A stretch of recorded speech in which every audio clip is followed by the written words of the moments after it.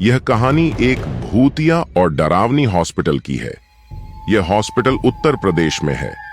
इस हॉस्पिटल के बारे में बहुत सी अफवाहें सुनने में आ रही थीं। इन अफवाहों के अनुसार इस जगह को भूतिया कहा गया है। कहा जाता है कि हॉस्पिटल के वॉशरूम और कॉरिडोर में रात के समय जाना सही नहीं है। सुनीता नाम की एक नर्स हाल ही में इस हॉस्पिटल में ज्वाइन की थी। वह रात को हॉस्पिटल में एक मरीज की देखभाल कर रही थी।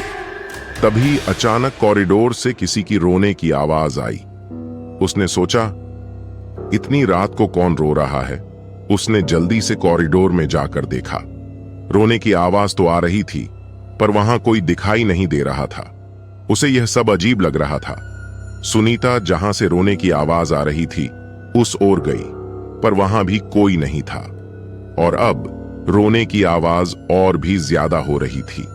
जब वह वापस मरीज के पास जा रही थी, उसे एहसास हुआ कि कोई उसके पीछे है। फिर कॉरिडोर की लाइटें अपने आप चमकने लगीं। उसके बाद सामने की लाइट बंद हो गई। उसे महसूस हुआ कि यहां कुछ तो हो रहा है। जब रोने की आवाज और भी ज्यादा हो गई तो सुनीता ने पीछे देखा और देखा कि एक औरत मरीज के कपड़ों में बैठी हुई रो रही थी।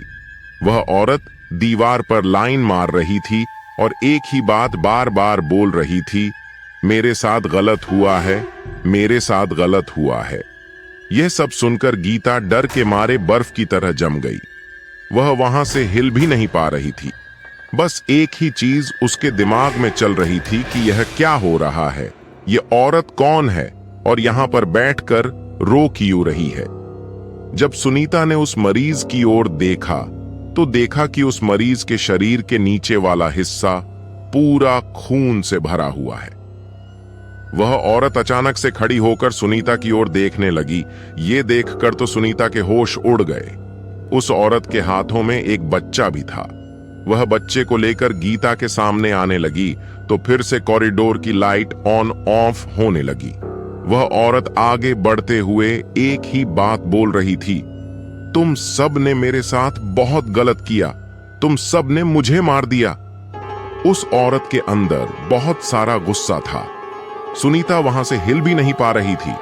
डर के मारे सुनीता वहां से भाग गई और दूसरे फ्लोर के वॉशरूम में जाकर छुप गई। उसने अपने फोन से मदद के लिए किसी को बुलाने का सोचा और जब उसने अपने पॉकेट में हाथ डाला तो वहां पर कोई फोन ही नहीं था।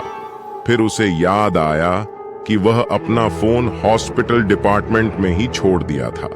फिर गीता डर के मारे उस वॉशरूम में कुछ देर तक छिपी रही, क्योंकि बाहर जाने से उसे उस भयानक औरत से सामना करना भारी पड़ सकता था।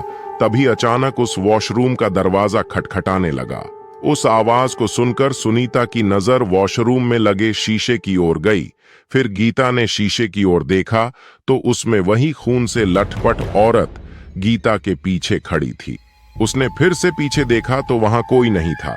गीता को लगा कि यह कोई वहम है। उसे वहां से जल्दी से दूसरे मंजिल पर जाना चाहिए और दूसरे मंजिल पर जाने का रास्ता उसी कॉरिडोर से था जहां वह भयानक औरत खड़ी थी। उसके पास कोई और रास्ता भी नहीं था। उसने सोचा कि वह वहां से भागकर दूसरे मंजिल पर जाएगी और उसने तुरंत दौड़ लगाई। फिर कॉरिडोर में किसी चीज से उसका पैर टकराया और वह नीचे गिर गई। जब उसने देखा कि इसका पैर किस चीज से टकराया, उसके बाद सुनीता ने जो देखा उसे देखकर उसका शरीर ठंडा पड़ गया। जब उसने नीचे देखा तो वह भयानक औरत नीचे पड़ी हुई थी और सुनीता डर से बेहोश हो गई। जब अगले दिन वह होश में आई तब उसने देखा कि वह उसी हॉस्पिटल में मरीज के रूप में पड़ी थी। वहां कुछ नर्स उसके साथ बैठी थीं। उसने हालतें नर्सों को सुनाई, लेकिन उन्हें उस पर विश्वास नहीं हुआ। उन्होंने कहा कि वह अपने काम की वजह से अपनी सेहत का ध्यान नहीं रखती। अगले दिन जब गीता अकेली थी तो एक बूढ़ी नर्स आई और उसने कहा कि वह सुनीता की बातों पर विश्वास करती है। वही हॉस्पिटल में अनीता नाम की औरत जो सुनीता को दिखाई दी थी, 20 साल पहले गर्भवती होने के कारण मर गई थी। डॉक्टर ने उसके परिवार को बताया था कि ऑपरेशन के दौरान या तो बच्चा या अनीता में से केवल एक बच सकता है। और ऑपरेशन के दौरान अनीता और उसके बच्चे दोनों की मौत हो गई।